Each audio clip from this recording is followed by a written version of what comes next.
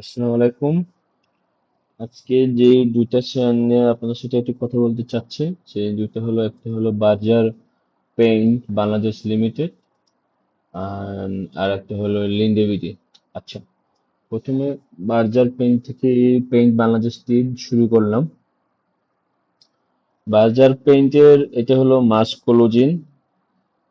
তো এখানে যেটা দেখা যাচ্ছে, ইপিএস এবং ফার্স্ট কোয়ার্টারটা চলে আসছে। তো সেই হিসেবে এই গত বছরের মতনই দেখাচ্ছে, কিন্তু যেটা দেখার বিষয় হলো এনওসি একটা গত বছর থেকে ক্যাশ ফ্লোটা অনেক কম দেখাচ্ছে। তো এইটা হয়তো স্টেটমেন্টে ওরা কি ডিক্লেয়ার করছে কিনা জানি না। হয়তো নেক্সট স্টেটমেন্ট কোয়ার্টার গুলোতে হয়তো ওরা এই এনওসিটা কেন কম আসতেছে সেটা ডিক্লারেশন করতে পারে। তো বাজার নিয়ে কথা বলার মেইন যে কারণটা সেটা হলো একটা ডেটা দেখবো আমরা। ডেটাটা হলো এশিয়ান কান্ট্রিতে পার ক্যাপিটাল রং কনজাম্পশন হলো 7 থেকে 10 কেজি। চায়নাতে হচ্ছে অ্যারাউন্ড 12 কেজির মতন। ইন্ডিয়াতে 3.5 কেজি। বাংলাদেশে হচ্ছে 1.4 কেজি। এবং আমেরিকাতে হচ্ছে 16 কেজি, কানাডাতে হচ্ছে 15 কেজি, আর ইউরোপেও হচ্ছে অলমোস্ট 13-14 কেজি হবে। এটা দেখুন লিটারে, কালার পেন্ট লিটার থেকে কেজিতে কনভার্ট করতে গেলে 1.3 দিয়ে গুণ করতে হয়। হোয়াটএভার। তো যেটা হলো ফোকাস পয়েন্ট আমি ফোকাস করতেছি, বা আমার যেটা পয়েন্টটা লেগেছে, বাংলাদেশে যদি পার ক্যাপিটাল যদি 1.4 কেজি হয়, তো এটা বাড়ার আরো অনেক প্রবাবিলিটি আছে। দ্যাট মিনস ইন্ডাস্ট্রিটা আরো ইন ফিউচার বা নিয়ার ফিউচারে আরো অনেকখানি গ্রোথ বা এক্সপান্ড করার অপরচুনিটি আছে। এবং সেই অপরচুনিটি আছে বলতে গেলে, মানে এটা এক্সপ্যান্ড হবে। এখন বাংলাদেশে বিল্ডিং রং বা কোনো কোথাও রং করতে গেলে তো কালার পেইন্ট ইউজ করতেছি আমরা। তো সেক্ষেত্রে বার্জার বাংলাদেশের টপ ইন্ডাস্ট্রি বলবো কিনা জানি না, বাট বাংলাদেশের পুঁজিবাজারের লিস্টেড যদি কালার পেইন্টের ভিতরে তো বার্জারই আছে। আর ব্র্যান্ড ব্র্যান্ড বা ভ্যালুয়েশনের দিক থেকে তো সে তো আম, সবাইকে টেক্কা দিচ্ছে। আচ্ছা, এখন যদি বাজারের আমরা ডেটাগুলো একটু দেখি, প্রিভিয়াস ডেটাগুলো, সেক্ষেত্রে দেখা যাচ্ছে বাজার 18 সালে 100% স্টক ডিভিডেন্ড দেওয়ার আগ পর্যন্ত 19 সাল থেকে যদি স্টক ডিভিডেন্ড গুলো দেখি, তো এইখানে 21 সাল থেকে যে ডেটাগুলো আছে, 58 ইপিএস এর 21 সালে 58 এর উপরে 35, 37 টাকা। তো ও অ্যারাউন্ড 65 থেকে 70% প্লাস ডিভিডেন্ড পে আউট করে। যেমন 2025 সালে করছে 525%, দ্যাট মিনস 52.5 টাকা। আর ইপিএস ছিল 73 টাকা বা 72 টাকার কাছাকাছি। তো এখানে almost 70%, near 70% plus EPS pay out করছে। তো ক্যাশ আউট পে আউট রেশিওটা ভালো। কিন্তু আবার ডিভিডেন্ড ইল্ড চিন্তা করলে সেক্ষেত্রে তো আবার 3.75-72%।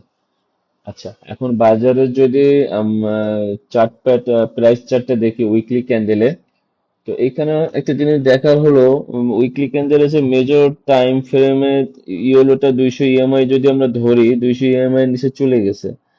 এবং আহ, এই যে কম্বিনেশনটা, এটা হলো মুভিং অ্যাভারেজের জন্য একটা ভালো মানে সুন্দর কম্বিনেশন, যে 200 কে 100 ক্রস করতেছে, 100 নিচে 55 ক্রস করতেছে। তো বাজার তো ইন নিয়ার 3-4 মাস বা হয়তো দেখা যাবে এরকম একটা ডাউন মোমেন্টাম থাকতে পারে। এইরকম এরকম করে ডাউন মোমেন্টাম থাকতে পারে। তো সেই ডাউন মোমেন্টামটা যদি আমরা দেখি, একটা যদি এখানে যদি ট্রেন লাইন ধরি, ডাইনামিক ট্রেন লাইন 2009 আর হলো 12 আর 13, এই তিনটা সুইং পয়েন্ট দিয়ে ধরলে নিয়ার এই ট্রেন লাইনে একটা সাপোর্ট পাওয়া যাচ্ছে 1290, 80, বা 1320, 30, হোয়াটএভার। তো আমরা যদি চিন্তা করি, এইখানে যে ডবল বটম আছে, সেই ডবল বটমের বরাবর ট্রিপল বটম যদি একটা ক্রিয়েট করে সাথে এই ডাইনামিক সাপোর্টটা মানে 1280 থেকে 1200 এইটুকু রেঞ্জ। এখন হয় এইটা এইভাবে এখান থেকে সাপোর্ট নিতে পারে, অথবা এখান থেকে ট্রিপল বটম আর ডাইনামিক সাপোর্টের নিচে কিছুটা আহ, দেখা যাবে উইকলি ক্লোজ হলে দেখা যাবে যে ওইখানে একটা শ্যাডোর মতন লোয়ার লোয়ার শ্যাডো তৈরি হয়েছে। তো এখন যদি বাজার আমরা পজিশনের চিন্তা করি বা ইনভেস্টমেন্টের জন্য চিন্তা করি, তো হয়তো 1220 থেকে 1250-80 এই রিজনটা আমরা দেখতে পারি। আর একই সাথে তো আমরা এটা দেখলামই যে বাংলাদেশে এখনো 1.4 কেজি পার ক্যাপিটাল হচ্ছে, তো সেটা সামনে আরো ইন্ডিয়াকে বিট করতে গেলেও তো ডবল হয়ে যাবে। আর এশিয়ান কান্ট্রি গুলো আছে, মালয়েশিয়া, ইন্দোনেশিয়া, তো সেই সেই তুলনায় তো আমরা এখনো 6 থেকে 6.5 গুণ ওদের পিছনে পড়ে আছি। তো এইটা এই পারপাসে হয়তো আমরা এখানে পজিশন নিতে পারি। তো এইটার জন্য আর ফার্স্ট পজিশন, এটা সেকেন্ড পজিশন অল্টারনেটিভ নিয়ে রাখি। যদি আমাদের 100 টাকা হয় তাহলে এখানে 60 টাকা আমরা ইনভেস্ট করব, আর 40 টাকা হয়তো আমরা, এটা হয়তো এতদূর যাবে না, 1000 একটা রাখতে পারি, বাকি 40 টাকা। তো 1240 থেকে 50, আর 1000-এর বাকি 30%, এখানে 30%, 40 নয় 30, আর এখানে 70%, এরকম। দ্যাট মিনস 1280 থেকে 1240, এখানে 40%, অ্যান্ড 1000-এর দিক থেকে 1000-এর 980-90 এরকম থেকে বাকি 30% আমরা আপাতত আহ, এইভাবে প্ল্যান করে বাজারটা আমরা দেখতে পারি। আর এটা কতটুকু যেতে পারে সেটা আমরা আহ, এখানে যদি প্রাইস আসে, আমরা যদি পজিশন নেই, দেন আপডেট ভিডিওতে হয়তো আমরা দেখার চেষ্টা করব বাজার এখানে কতটুকু যেতে পারে। আচ্ছা, এখন যে শেয়ারটা নিয়ে কথা বলতে চাচ্ছি সেটা লিন্ডে বিডি। তো লিন্ডিভিটি শেয়ারটার থার্ড কোয়ার্টার ইপিএস আসছে, এটা ডিসেম্বর ক্লোজিং, থার্ড কোয়ার্টার দেখাচ্ছে 6.5 টাকা। তো সেই এটাই হলো আর রিয়েল ইপিএস। আর মাইনাস যেটা দেখাচ্ছে 393, সেটা গত বছরের একটা 400 টাকার একটা ইপিএস দিছিল, ওদের একটা সিস্টার কনসার্ন সেল করার কারণে যে টাকাটা আসছিল, সেইটা হিসাব করে। তো এখন থার্ড কোয়ার্টার নিয়ে ইপিএস দেখাচ্ছে নিয়ার 25, যেটা গতবার থেকে স্লাইটলি একটু বেশি। আহ, তো আর লিন্ডেভিটির ক্যাশ ফ্লোটাও নেগেটিভ দেখাচ্ছে গতবারের তুলনায়। তো লিন্ডেভিটি যদি আমরা একটু প্রাইসটা দেখার মানে চার্টটা দেখার চেষ্টা করি, উইকলি ক্যান্ডেলে লিন্ডেভিটি নর্মালি উইকলি ক্যান্ডেলে যদি দেখার চেষ্টা করি, বাংলাদেশের শেয়ার মার্কেট দিয়ে ক্যান্ডেলে কোনো কিছুই প্রেডিক্ট করা যায় না, এত ভোলাটিলিটি থাকে। উইকলিতে কিছুটা স্ট্যাটিক মনে হয় ডেটাগুলা, সেক্ষেত্রে কিছুটা হয়তো বোঝা যায়। আচ্ছা, আম, আচ্ছা লিনিভিটি যেটা যদি আমরা দেখি, 2007 সাল থেকে বা 6 সাল থেকে লিনিভিটি একটা 14, সরি, 16 বছরের একটা সুপার আপ ট্রেন্ড ছিল। সেটা এই 16 বছরের ভিতরে হাই ছিল 1974 টাকা, আর এটা যদি ধরি সেটা ছিল 123 টাকা।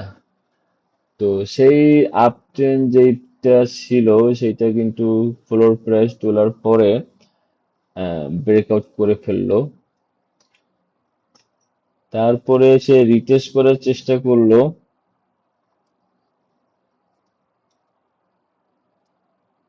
দুবার রিটেস্ট করলো, কিন্তু সে ফ্লোর প্রাইসটা ট্রেনের উপরে উঠে আর কন্টিনিউস করতে পারলো না, শেয়ার প্রাইসটা পড়ে গেল। দ্যাট মিনস তার এই ট্রেন লাইনটা এখন সে ব্রেক ব্রেকআউট হয়ে গেছে, এটাও আমরা ধরেই নিতে পারি। এখন যেটা হচ্ছে সেটা ধরার পরে এখন যদি আমরা লাস্ট 1 বছরের ডেটা দেখি, সে লোয়ার লো তৈরি করতেছে। এবং নিচ থেকেও একটা লোয়ার লো তৈরি করতেছে, মানে একটা ডাউন চ্যানেল কন্টিনিউ এটা কি ফরমেশন করে ফেলছে। এখন সেই ডাউন ট্রেন্ডটা ফরমেশন করার পরে এখন যে ক্যান্ডেল দেখতেছি, আহ, তাতে প্রাইস তো আরো কতটুকু, যদি চ্যানেলটাও যদি ধরি, তাহলে তো আরো প্রাইস নিচে আসার প্রবাবিলিটি অনেকখানি আছে। অ্যান্ড যেটা ফিবো এক্সটেনশন, ট্রেন্ড বেস এক্সটেনশন যেটা দিয়ে যদি চেক করি, তো দেখা যাচ্ছে 1 to 670 দেখাচ্ছে, কিন্তু আমার যেটা মনে হচ্ছে যে ওর যে নেগেটিভ সেন্টিমেন্ট যেটা হয়েছে, এইখান থেকে যদি 680 বা 686 এই লেভেলটা যদি প্রাইস আসে, এখান থেকে একটা ছোট বাউন্স হতে পারে।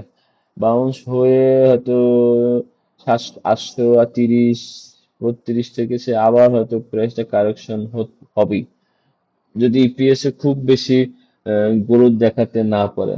তো আমার যেটা মনে হচ্ছে যে ওর আলটিমেট ডেস্টিনেশন 450 বা 470 এই লেভেলটা, যেটা ফিবো ট্রেন্ড বেস এক্সটেনশনের 1.6।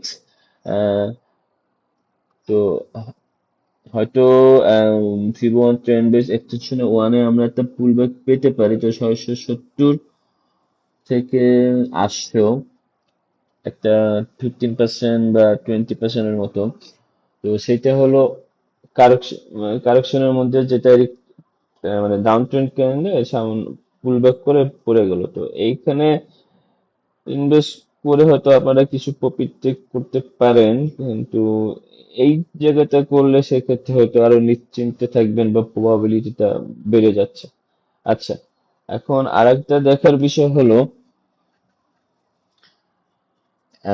আমরা যে 15 বা 16 বছরের যে এটা আপ ট্রেন্ড বলছি, সেটা এত বড় ফিবো আমি কখনো দেখি নাই, ফিবো রিট্রেসমেন্ট কখনো ইউজ করিনি। তো সেটা যদি একটু দেখি, প্রিভিয়াস কিছু ব্যাক টেস্ট করবো অবশ্যই। তো সেটা দেখা যাচ্ছে সেই ফিবোর 50%টা ব্রেকআউট হয়ে তো এটা তো গেলই 61, সরি,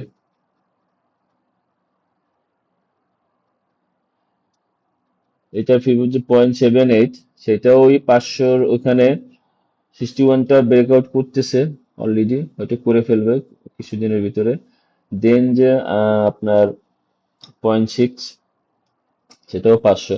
এবং এইখানে এইটার ফিবো 0.78, এইটা ম্যান্ডেটরি বিষয় না। আমি যেটা দেখানোর জন্য ফিবোটা ইউজ টেনেছি, সেটা হলো আমরা যদি আগের হাইটা যদি ফিবো টানি, সেটা দেখা যাচ্ছে কারেকশনটা হয়তো 23 বা 38 থেকে 23 বা 38 থেকে প্রাইসটা উপরে উঠে গেছে। দেন তার আগের যদি আবার আপনার ফিবো কারেকশন গুলো দেখতে চাই, সেইখানে দেখা গেছে 23 থেকে প্রাইসটা উঠে গেছে। তার আগে যদি দেখি ফিবো, এইটা হয়তো 38 বা 20, হ্যাঁ, 38 থেকে প্রাইসটা উঠে গেছে। দেন আমরা যদি আরো একটু দেখি, এই 2011 সালে হয়তো প্রাইসটা 50% পর্যন্ত কারেকশন হয়েছিল। এবারে যদি দেখি ফিবো, তো 23 তো কোভিড এর সময়, মানে সরি, ফলোর প্রাইজের পরেই তো 38 হয়ে গেল, 50 হয়ে গেল, এখন 61ও আপনার কারেকশন হয়ে নিচে যাচ্ছে। এখন নেক্সট নিয়ারেস্ট হলো 78। আমি বলতেছি না 0.78, সরি 78, হ্যাঁ 78, এই প্রাইস জোনটা 2 মাস 1 মাসে আসবে, এটা আস্তে আস্তে 6 মাস, ইভেন 1 বছরও লাগতে পারে এই জোনটা। তো এই জোনটা যদি আমরা, এবং এই জোনটা একটা স্ট্রং সাপোর্টও আছে। উম,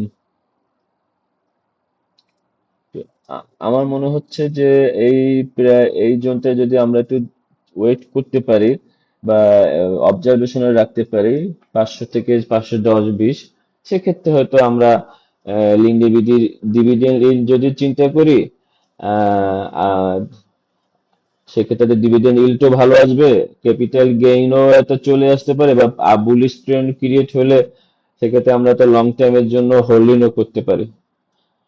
দেখা যাক। সবাইকে ধন্যবাদ।